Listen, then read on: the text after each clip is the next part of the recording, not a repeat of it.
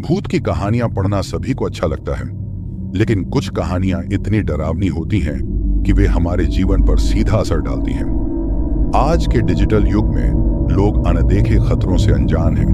कुछ काली ताकतें आधुनिक दुनिया में भी अपना वर्चस्व बनाए रखना चाहती हैं। वेब ट्रैप इन्हीं पर आधारित एक रूहानी घटना है।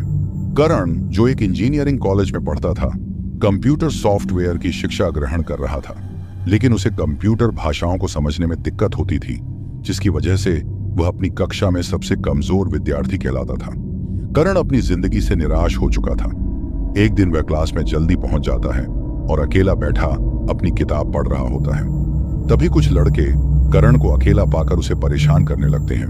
उनसे तंग आकर करण क्लास से बाहर निकलना चाहता है, लेकिन वे लड़के उसे खींचकर फर्श पर गिरा देते हैं। करण को बहुत दुख होता है, लेकिन वह कमजोर था, इसलिए किसी का प्रत्युत्तर नहीं दे सकता था।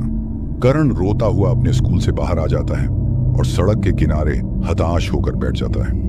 कई घंटों तक पेड़ की छाया के नीचे बैठकर वह अपनी किस्मत को कोसता रहता है। तभी वहां से एक अजीब वेशभूषा वाला व्यक्ति उसके सामने आकर रुक जाता है और करण से पूछता है, दुखी क्यों हो बेटा? लेकिन करण कोई जवाब नहीं देता। वह व्यक्ति अपनी पोटली से एक लिफाफा निकालकर करण को देता है और कहता है, जा बेटा, अब दुनिया तेरे कब्जे में होगी, और वहां से चला जाता है। करण लिफाफे को उलट पलट कर देखता है और सोच में पड़ जाता है कि यह क्या है। जब वह लिफाफा खोलता है तो उसमें एक कंप्यूटर सॉफ्टवेयर प्रोग्राम की कोडिंग होती है। करण को समझ में आ जाता है कि यह एक सॉफ्टवेयर प्रोग्राम है। उसकी जिज्ञासा बढ़ जाती है और वह जानना चाहता है कि यह कौन सा सॉफ्टवेयर है।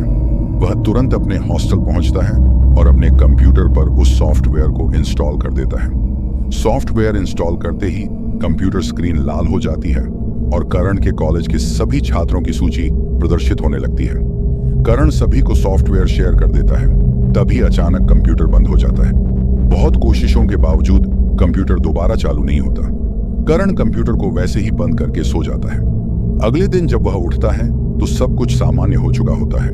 करण जल्दी से तैयार होकर कॉलेज के लिए निकल जाता है। जब वह क्लास में प्रवेश करता है तो कुछ लड़के उसे घूरने लगते हैं। करण उन्हें नजरअंदाज करके अपनी जगह पर बैठता है और पढ़ाई करने लगता है। कुछ देर बाद जब करण दोबारा पलटकर देखता है तो वह लड़के अब भी उसे घूर रहे होते हैं। करण हिम्मत दिखाकर उनसे कहता है, घूर क्यों रहे हो? अपनी पढ़ाई करो। लेकिन उनकी प्रतिक्रिया में कोई बदलाव नहीं आता और वे लगातार करण को घूरते रहते हैं। करण अपनी कंप्यूटर स्क्रीन पर देखता है तो उसे उन्हीं लड़कों के नाम दिखाई देते हैं जिनके सामने डिजिटल इंस्ट्रक्शन दिए होते हैं। करण जब कंप्यूटर ऑप्शन को एक्टिवेट करता है तो वे सभी लड़के उसके कंट्रोल में आ जाते हैं। करण इन बातों से अनजान रहता है। उसे नहीं पता था कि उसने वेब ट्रैप सॉफ्टवेयर इंस्टॉल कर लिया था, जो किसी भी व्यक्ति को मानसिक तौर पर अपने सॉफ्टवेयर में कैद कर सकता था। करण जब कंप्यूटर में उन लड़कों को बैठने का इंस्ट्रक्शन देता है तो वे सब बैठ जाते हैं।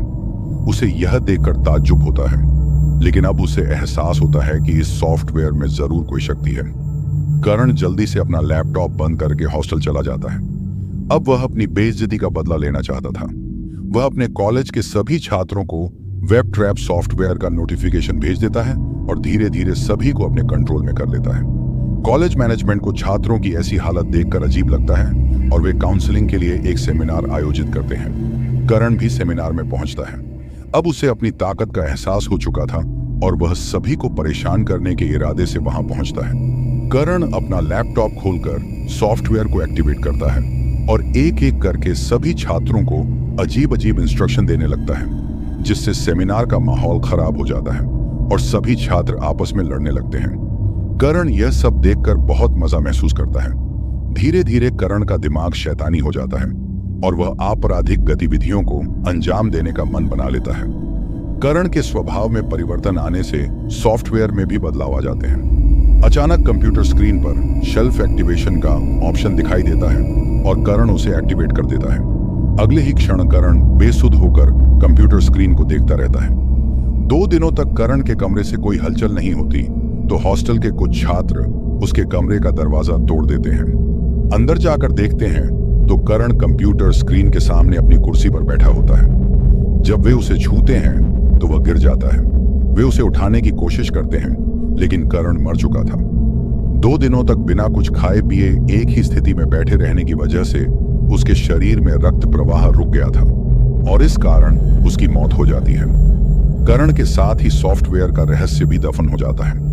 अगर आपको यह कहानी पसंद आई हो तो कृपया हमारे चैनल को लाइक करें, कमेंट करें और सब्सक्राइब करना ना भूलें।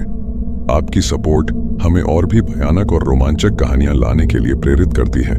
हमें कमेंट्स में बताएं कि आपको कौन सी कहानी सबसे ज्यादा डरावनी लगी और आप किस तरह की कहानियां और देखना चाहते हैं। इस चैनल पर हॉरर पॉडकास्ट प्लेलिस्ट बनी हुई है जिसमें काफी अच्छी और डरावनी कहानियां हैं।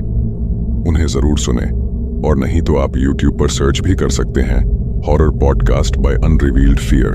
धन्यवाद।